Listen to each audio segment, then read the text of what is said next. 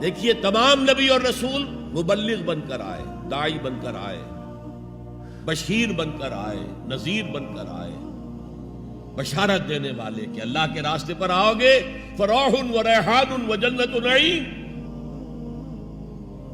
اور اگر انذار کرنے والے نذیر بن کر آئے، اگر غلط راستے پر جاؤ گے تو جہنم ہے۔ حضور بھی یا ایھا النبی انا ارسلناک شاہدا ومبشرا ونذیرا وداعیا الی اللہ باذنہ وسراجا منیرا، یہ جو 5 حیثیتیں ہیں یہ مشترک ہیں حضور میں اور تمام انبیاء میں۔ اگرچہ ہر حیثیت میں حضور کی اپنی شان ہے جس میں کوئی دوسرا نبی ان کے قریب نہیں آ سکے گا، لیکن نوٹ کیجئے یہ آیت جو میں اس وقت آپ کے سامنے رکھ رہا ہوں، جس کے لیے نصرت مطلوب تھی، آؤ میرا ہاتھ بٹاؤ، یہ قرآن میں 3 دفعہ آئی ہے محمد رسول اللہ کے لیے، اور کسی کے لیے نہیں آئی۔ ابراہیم کی نسبتیں دیکھیے، 3 نسبتیں ہیں کتنی اعلیٰ بلند۔ خلیل اللہ ہے واتخذ اللہ ابراہیم خلیلا، ابو الانبیاء ہے، سینکڑوں رسول اور نبی ان کی اولاد میں آئے۔ حضرت اسحاق کی اولاد سے، وہ جو prophets of the old testament ہیں، ان کی کتابیں جو ہیں صحیفے ہیں، دیکھیے۔ پھر حضرت اسماعیل کے اولاد میں حضرت محمد صلی اللہ علیہ وسلم، مدیان کی اولاد میں حضرت شعیب۔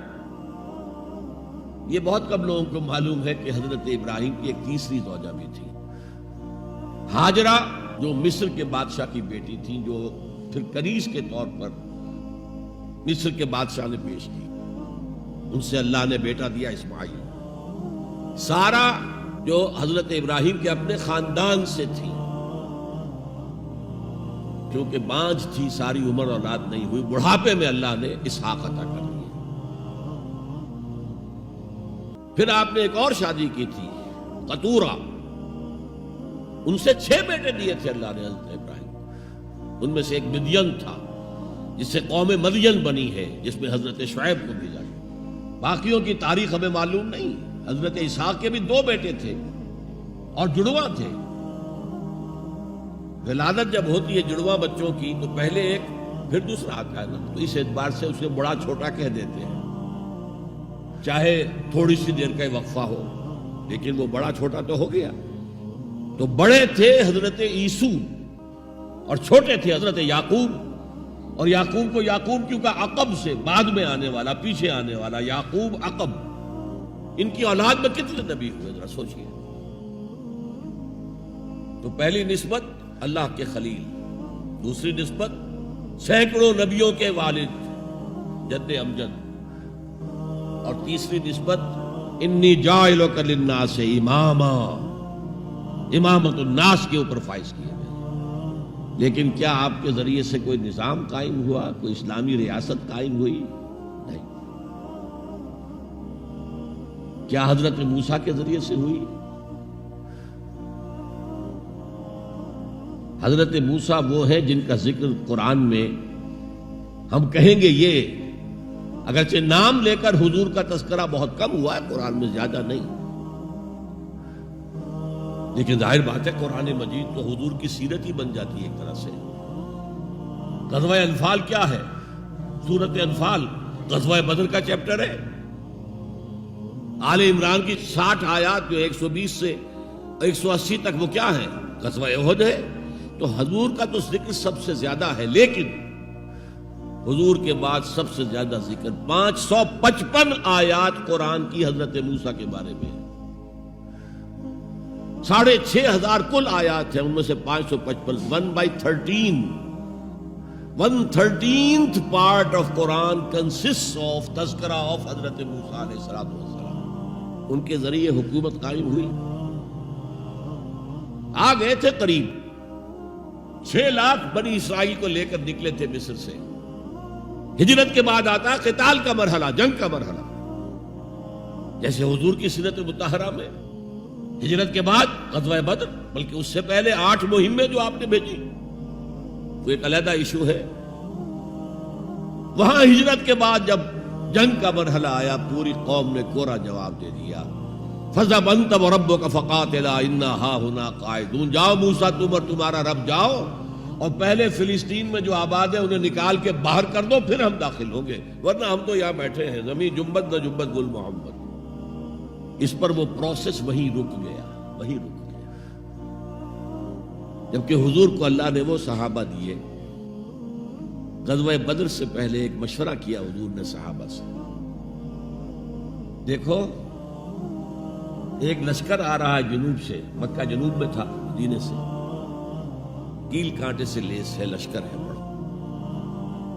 ایک قافلہ آ رہا ہے شمال سے جو ابو سفیان لے کر گئے تھے اور اب واپس آ رہے تھے، اور انہوں نے SOS کال بھیج دی تھی اپنے سے پہلے مکہ کے لوگوں کے لیے کہ بھائی میرے قافلے کو خطرہ ہے، محمد صلی اللہ علیہ وسلم کے آدمی شاید حملہ کر دیں ہم پر، لہذا مدد بھیجو۔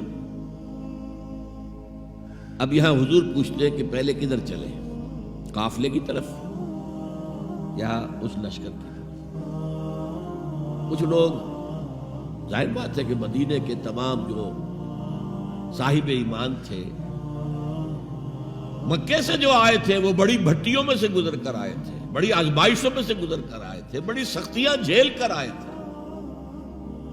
لہذا وہ بہت گہرے تھے ایمان میں، بہت پختہ تھے۔ مدینے والوں کو تو ایسی کوئی قربانی دینی نہیں پڑی، پورا قبیلہ ایمان لے آیا، لہذا وہاں کچھ نہ کچھ کچے لوگ بھی تھے ہم جیسے۔ وہ کہا جی چلیے ذرا قافلے کی طرف چلیے، 30 یا 50 آدمی سنا ہے کہ ان کے ساتھ ہیں، وہ حافظ، اور مال بہت ہے، ہمیں بہت مال مل جائے گا، اور نمبر 2 یہ کہ ہمارے پاس تو ہتھیار بھی نہیں ہے، ہم ان کے ہتھیار تو لے لیں گے کم سے کم، پھر لشکر سے لڑیں گے۔ اللہ کا فیصلہ کچھ اور تھا۔ اب آپ لوگوں سے کہہ رہے ہیں مجھے مشورہ دو، مجھے مشورہ دو، مجھے مشورہ دو۔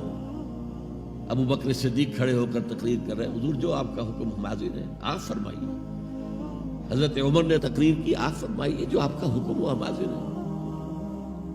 حضرت مقداد ابن الاسود کھڑے ہوئے رضی اللہ تعالی عنہ، حضور ہمیں موسیٰ کے ساتھیوں پر قیاس نہ کیجئے جنہوں نے کہہ دیا تھا فَاذْهَبْ أَنْتَ وَرَبُّكَ فَقَاتِلَا إِنَّا هَاهُنَا قَاعِدُونَ۔ ہم موسیٰ کے ساتھی نہیں ہیں، محمد کے صحابی ہیں صلی اللہ علیہ وسلم، جو آپ کا ارادہ ہو بسم اللہ کیجئے۔ کیا عجب کہ اللہ تعالی ہمارے ذریعے آپ کی آنکھوں کو ٹھنڈک عطا فرمائے۔ یہ تو میں نے صرف اس واقعے کے حوالے سے سنایا، یہ واقعہ وہاں کیا تھا، 6 لاکھ تھے افراد یہود، ان میں بوڑھے بھی تھے، بچے بھی تھے، عورتیں بھی تھیں، تو 1 لاکھ تو ہوں گے جنگ کرنے کے قابل، اور نیچے آ جائیے 50,000 تو ہوں گے، 12 میں 1 تو ہوگا۔ کوڑا جواب، صرف 2 آدمی نکلے، یوشع ابن نون اور کالب بن یفنہ۔ یوشع تو پھر بعد میں حضرت موسیٰ کے جانشین بھی ہوئے اور نبی ہوئے، جوشوا کہتے ہیں بائبل میں ان کو، لیکن یوشع ابن نون 2 آدمی۔ اب جنگ کیسے ہو، لہذا پروسیس وہی رک گیا۔ حضرت موسیٰ علیہ السلام کے ہاتھوں کو اسلامی حکومت، اسلامی ریاست قائم نہیں ہو سکی۔ حضرت عیسیٰ کا تو سوال ہی نہیں، 3 سال آپ نے دعوت دی ہے اور یہودی علماء جو ہے جان کے ان کے دشمن بن گئے، انہیں سب سے پہلے تو ولد الزنا کہا گیا، حضرت مریم پر تہمت لگائی گئی زنا کی، اور پھر یہ کہ ان کو جادوگر کہا گیا۔ یہ معجزے کیا دکھا رہا ہے، یہ تو شیطان بعلزبول جو ہے اس کی مدد سے دکھا رہا ہے، یہ سارے شعبدے ہیں، جادو ہے، اور جادو کفر ہے، لہذا یہ کافر ہو گیا، مرتد ہو گیا، اسے سولی چڑھا دو۔ تو نظام کیا قائم ہونا تھا، ریاست کیا قائم ہونی تھی؟ عیسائیوں کے مطابق، یہودیوں کے مطابق تو سولی چڑھ گئے، عیسائیوں کے مطابق ہے کہ بعد میں اتار لیا گیا اور ایک جگہ رکھا گیا تو وہاں پھر زندہ ہو کر پھر آسمان پر اٹھ گئے۔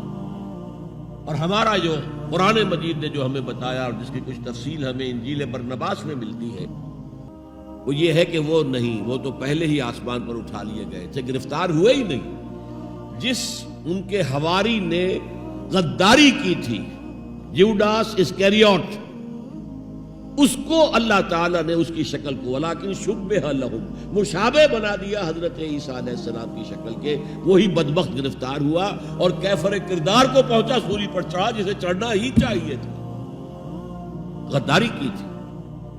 بہرحال میں کہہ رہا تھا کہ یہ کام انذار، تبشیر، واعظ، نصیحت، تعلیم، تبلیغ، تربیت، تزکیہ، یہ سب رسولوں نے کیا اور حضور نے بھی کیا. لیکن یہ معاملہ صرف محمد کے لیے ہے صلی اللہ علیہ وسلم، اور 3 دفعہ آیا ہے. کسی اور نبی اور رسول کے لیے 1 دفعہ بھی نہیں آیا کہ ان کا فرض منصبی ہے دین کو غالب کرنا. صرف تبلیغ نہیں، غالب کرنا. یہ تھا وہ مشن جس میں آپ کو نصرت درکار تھی.